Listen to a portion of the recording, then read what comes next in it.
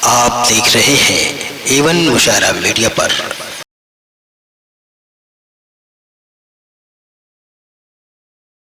والصلاة والسلام على رسول محمد وآله وصحبه أجمعين. ربنا ظلمنا أنفسنا وإن لم تغفر لنا وترحمنا لنكونن من الخاسرين. اللهم باعد بيننا وبين خطايانا كما باعدت بين السماوات والأرضين. اللهم احفظنا من كل بلاء الدنيا وعذاب الآخرة. اے اللہ ہم سب کے گناہوں کو معاف فرما، خطاؤں کو معاف فرما۔ اے اللہ ہم سب گناہوں کے سمندر میں ڈوبے ہوئے ہیں۔ اے اللہ ڈوبا ہوا خود سے نہیں نکلتا، اپنے رحمت کی رسی سے ہم سب کو باہر نکال دیجئے۔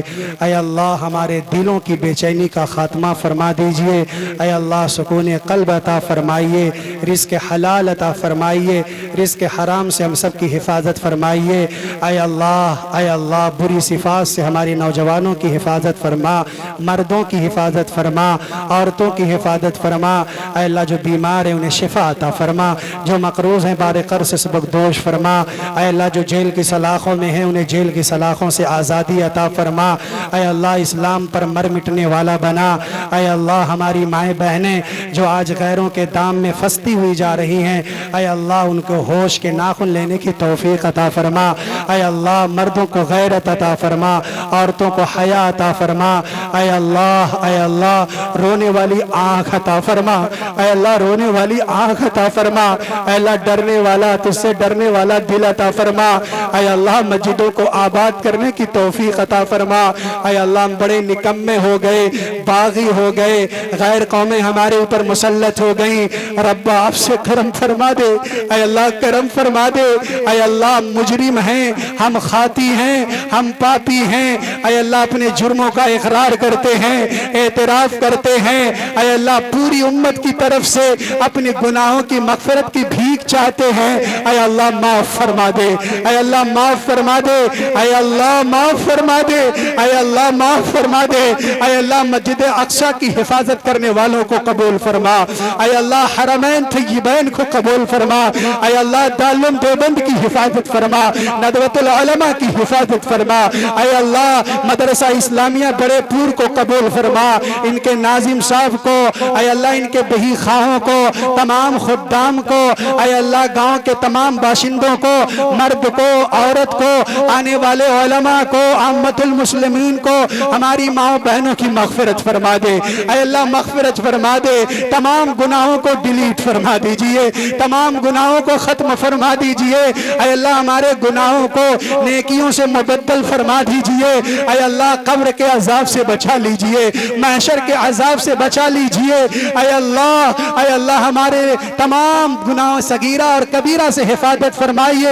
اے اللہ قبر روزانہ 70 مرتبہ چیخ کر کہتی ہے میں کیڑے مکوڑے کا گھر ہوں، میں حشرات الارض کا مکان ہوں، میرے اندر آنے سے پہلے نیک اعمال لے کر کے آنا۔ اے اللہ راتوں کی نناتوں کی عبادتیں ہم سے سلب ہو گئی۔ اے اللہ ہم لٹ گئے، ہماری مسجدیں لٹ گئی، ہمارا تقوی لٹ گیا، راتوں کی عبادت لٹ گئی۔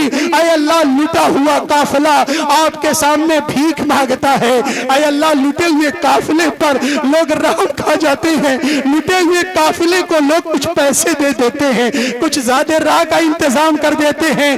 اے اللہ ہمارا وہ قافلہ ہے جس کا خشوع جاتا رہا، جس کا تقوی لٹ گیا، جس کی للہیت کا جنازہ نکل گیا، تواضع کا ہمارے اندر فقدان ہے۔ ربا اس لٹے ہوئے قافلے کو دوبارہ تقوی کی دولت دے دیجئے، صحابہ جیسے ایمان کی دولت عطا فرما دیجئے۔ اے اللہ ہمارا خوف اغیار کے دلوں کے اندر داخل فرما دیجئے۔ اے اللہ قبر کے عذاب سے بچائیے، محشر کے عذاب سے بچائیے۔